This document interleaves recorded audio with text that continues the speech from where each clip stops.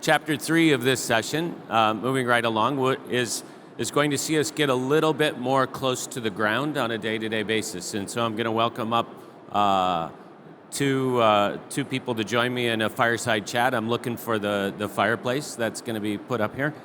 They're going to showcase how adaptation mitigation strategies in cities can be translated on the ground, focusing on what's happening right here in this city, in the city of Paris. And we're bringing together the perspectives of an entrepreneur and an urban planner and ex-city official who's now working with cities all over the world. So I'm going to invite them onto the stage. Hélène Chartier with C40 Cities.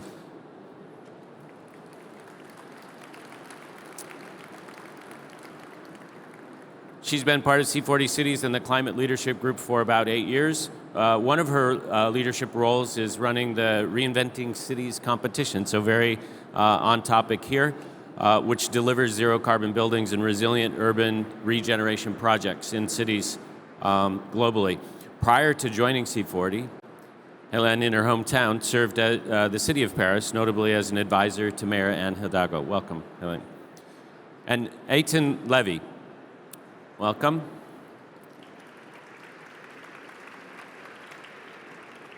Eitan works on adapting existing buildings to ongoing climate and societal changes. He's a co-founder of Roofscapes, a venture launched at MIT and based here in Paris, through which he explores the mitigation of urban heat islands thanks to green and accessible rooftops over existing buildings. So working with the existing building space. So we're going to have a bit of a discussion together and an exchange with each other around how some of this work really gets done on the ground. Some real tangible examples to complement the messages we've heard earlier in this session. And Hélène, I'm going to start with you. I'd like to help you start to build that bridge from the panel discussion and speak from your own experiences working both with a city and with C40 Cities, with many cities. You've been helping reinvent the cities for many years, so how do we make big transformative ideas possible on the ground? Thank you very much, Thomas. I will try to answer this question as well by bridging a little bit what has been said before, because I thought it was actually very interesting. I want to say, I think it has been said before, I think we know the solution. We know most of the solution. We're still in innovation, but we know a lot of things. So I think what was said about the need of scaling and implementing is very important. And that's something, for example, at C40 that we are doing quite a lot right now. All of the cities part of our network have no climate action plan based on the objective of the Paris Agreement, which is already important. A lot of nations doesn't have it. Cities have that, so they know what are their actions, both in terms of adaptation and mitigation. So the question is now how we implement, how we mainstream. Because a friend of mine once told me, climate action plan is great, but it's a slide deck, which is a little bit cynical, but a little bit true as well. It's just vision, intention, action. So how we basically implement. And there is a few tools that I think are very important for this. The first thing is working with city to embed the action, the projects they identify into their legally binding policies. And in that sense, for example, and I'm working quite a lot on this, urban planning policies is probably the most powerful tools that cities have that will basically lead to change in every project across the cities. And most of the cities include in their urban planning framework the building codes, actually. So we are now working with all of the cities in our network to basically identify the land use policies that could basically transpose the objective of their climate action plan into these enforceable documents and policies. This is very important. The IPCC report mentioned that by adopting right now a better urban planning document and frameworks, we could reduce emission by 25%. And Paris, actually, if I do the bridge with my previous life in Paris, has just done it with some very interesting solution, like you need now to explain before why you need to demolish. It's not like you can demolish easily. You need to explain why it's impossible to do another project. You need to use low carbon material before considering concrete and steel, and explaining the why you cannot. So we basically turn away the other one, and a lot of important climate solution. The other thing is also helping cities to procure differently, use also the power of their own project to basically pave the way and everything. So we will work with every city in our network to make sure that what they say in their climate action plan is now a reality in their procurement process. And the final things, the final pillar, I would say, it's very the finance. And in that sense, another thing we are now working with cities, it's going to be mandatory for all of our cities to also adopt what we call a climate budget, which means now every decision in the city will need to be explained and made also considering the impact of carbon of their project. Building a school, changing, I don't know, the food in the school and everything will be decided also not only taking financial consideration, but also taking carbon consideration. And I just want to finish maybe about two other things that were said before. Partnership is very important. You mentioned Remonting Cities, an initiative that is growing and growing, and that we started actually with Climate Kick. It's important to test innovation, to experiment, but also to prepare this change. You cannot do policy change without discussing with the private sector, and also to channel finance to this scale. The other things, and I really like what Kirsten said before, the mindset is also very, very important. We need to fight disinformation.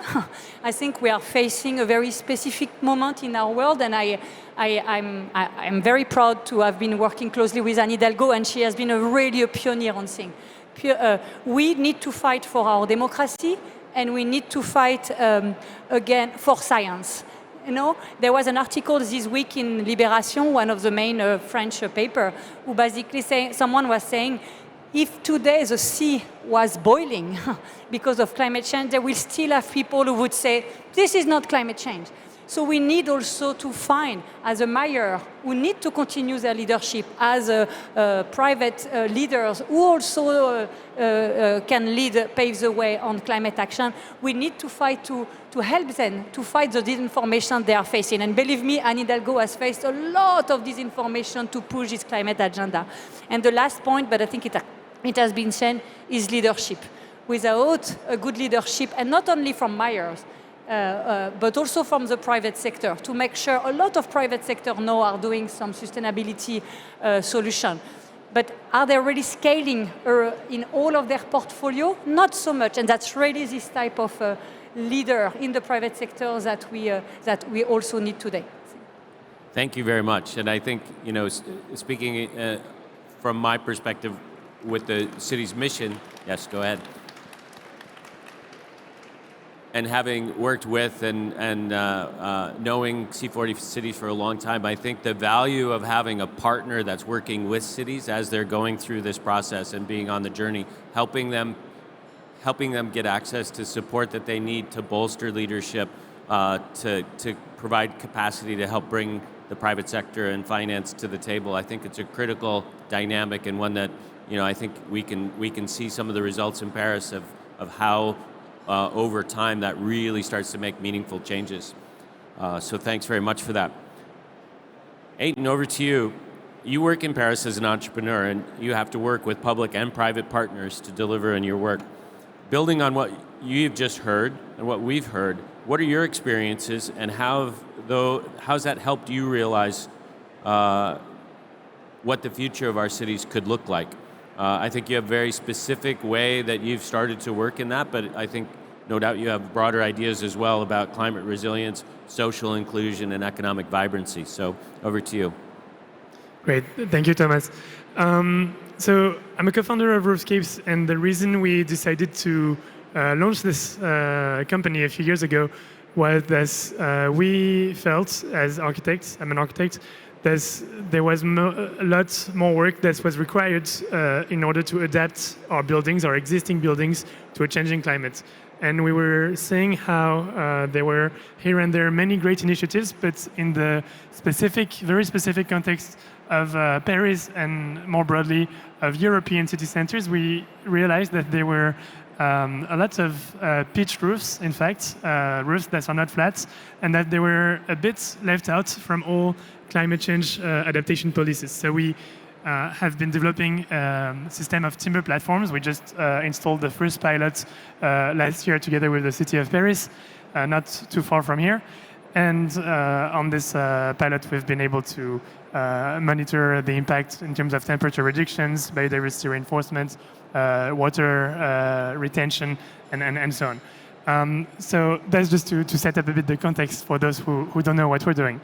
And over the past few years, of course, there's been a few lessons that we have been learning and finding out about. And I think there's four main things that we realize as a small actor pushing private and public actors to move forward with the adaptation of their buildings. There's four things we've discovered that are very, very important. One is the experimentation, the fact that we need to experiment more and more at all scales, in all territories, to adapt our buildings and to test out solutions that maybe have been tested elsewhere, but maybe they've never been deployed anywhere. And it's very hard, as Justin was saying in the previous panel, it's very hard when we don't know something to accept it, to trust the newcomers who have an idea and are trying to convince you that you should do something. So I think it's super important that small and big actors are taken seriously whenever they think that something should be tried out, something has never been done, and when everyone else agrees that there's an issue that might be fixed with that solution. Second thing is about financing. Of course, everyone wants money, everyone needs money to deploy their projects. But I think whenever we're talking about climate change adaptation, about biodiversity reinforcement, and all these ecosystem issues that are not very easy to quantify in terms of economic output, I think it's very important that the building owners, the public actors, the large companies that will be eventually paying for the implementation of those projects on their buildings, on their territories. I think it's very important to perhaps understand that you won't be able to get the exact same returns, the exact same profits that you used to get for the past 50 years. I think we, of course, have to get a little shift there to understand how non-financial benefits can be accounted for, and that if you want to do something, if you want to have more biodiversity on your building, you will need to invest in something. It won't just magically appear, and you won't have a thriving ecosystem on your roof if you don't pay for it in some way. Then there's something very important, I think, about copying. I think we need to understand that a lot of the solutions that we will need to deploy already exists somewhere. Perhaps in the case of heat wave adaptation, they might be coming from places a bit more in the south than where we are located. And of course, it's super important to have local and site-specific solutions. I'm totally on board with that. But I also think we need to integrate some knowledge from other places and accept that a city that has been looking the exact same way for 150 years, whenever one parameter like climate is changing, then we need to adapt a bit the whole situation. And we need to look at what's being done. For instance, in the case of Paris, we need to look at the south of Portugal, where there are really, really great solar protections in the streets that don't exist yet in Paris, but perhaps will need to arrive eventually. And so this notion of copying, I think it's really, really important for all private and public actors, especially the ones who authorize projects, who give building permits and authorizations. I think it's really crucial that we accept that things will have to change a bit if we want to accept. We cannot, if we want to adapt, we cannot keep things the exact same way. Otherwise, there will be no adaptation. And the last thing, it's about combining. It's really something we've come to realize after working on a roof adaptation for a few years. You can, of course, decide that you will adapt to one issue. You will adapt to heat waves in the summer. You will adapt to water and heavier rains in the fall or in the spring. But if you're able to do adaptation strategies that combine all these several solutions to all those issues that you are somehow checking boxes for the summer, for the winter, for the heat wave comfort, for the times where it's very cold, where you have too much water, where you don't have biodiversity. I think it's so much better. And so there are, of course, solutions that exist to combine the way we have an impact on building and city adaptation. But sometimes it's a bit more expensive than the simplest solution that will just fix an issue for 2 months in the year, but not for the whole period. There are other issues we need to address. And so, yeah, this notion of combining for us is also super, super important. Thanks very much. I think that's a great illustration of very practically how to problem solve, how to work through new ideas, bringing them into being, and thinking about ways to learn through that process. And Helen, maybe just to build on that, and your your experiences with reinventing cities, which really is about providing partnership and creating more space, more room, more support for experimentation. It'd be great to just sort of hear your reflections on that. And then the second point, which would be one of the things we haven't talked about, one of the features which C40 and all the city programs really try to value, which is cities learn together, they learn from each other. And so as you think about some of the specific work that Aidan's been doing and your experience with reinventing cities around experimentation and learning, what are some of the observations you think are most salient towards this notion of taking bolder steps forward into the future? Yeah, first of all, congratulations. I think it's a very interesting project and prototype that I hope will be scaled. I just want to add, and to answer your question, we know that between 1990 and 2022, I think, so 30 years basically, cities, like green space in cities have been reduced from 30%. While we know for sure the power, and you presented very well, of urban nature to reduce heat, but also sometimes also to absorb flooding and everything. So we need to find solution. Someone was saying that before. Of course, the solution in Paris are maybe different from another solution. The roof is actually a very important element. We see New York, for example, has now passed a new law that says every building, not just the new one, but every building will need to have a use for their roof. Either greening, either energy production, or a terrace. So it's a new living space. So it's becoming, and they have, I think they have 15 years, every building. Of course, it's easier in New York because you tend to have these flat. But I think it's very interesting, and as you mentioned, that's exactly what we are trying to do with Reinventing Cities, is also to say, okay, in Paris we don't have this flat. So at least in the old Haussmannian and approach. So we need to find innovative solution. Through Reinventing Cities, we have now been working with more than 4,000 private sector, startup and investor and architect and others to develop this kind of project already in 25 cities all over the world. We are now working also with university, 1,500 universities to also participate to this concrete piloting. And again, I think then to answer maybe the second part of your question, I think the power is to test, to then scale. So I really believe, and when I joined C40, I didn't know how much powerful this exchange between cities would be. It's really at the core of what we are doing, but it's really, if I take a very concrete example, School Street. School Street. We have seen one city developing a school street. It's actually not Paris, but we have seen one city starting it. We basically organize a discussion between the mayor, between the technical services to explain how they did it. How they did it, cities who has more money, or they did it like permanently, cities who has maybe a little bit less resources, they can do it with more tactical approach. Like in 5 years, I think it's 1/4 or 1/3 of all of the C40 cities that are now trying to implement School Street.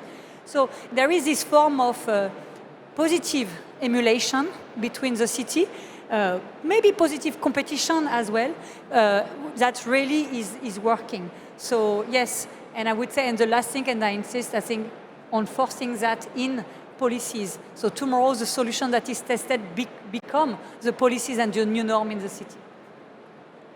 That's super. Really appreciate it. I think that puts a nice bow on the discussion that we've had throughout the session here. So thanks very much for that. So I hope for everyone who is here that this session has given you a combination of inspiration, an opportunity to reflect upon how you experience the city you live in or the cities that you work with, if that's part of what you do day to day. I think we also want to hear from you, and we have a question and a poll here we would like to get your thoughts around, which is, as Change Now is exploring bringing cities back into the spotlight for 2026, after the city's programs held the past 2 years, your insights are valuable in shaping how Change Now can engage with urban transformation in a way that brings real value and complements the broader urban ecosystem. So what formats, content, audiences do you believe would be most impactful? Share your ideas by scanning this QR code on the screen, and obviously share your ideas with each other and talk to each other. So I hope this session's been a good way to kick off your Friday. We thank you for your time, and I think let's give one more collective round of applause for everybody who contributed. Josh, Benoit, Aryan, Kirsten, Elaine, Aiton. Thanks very much.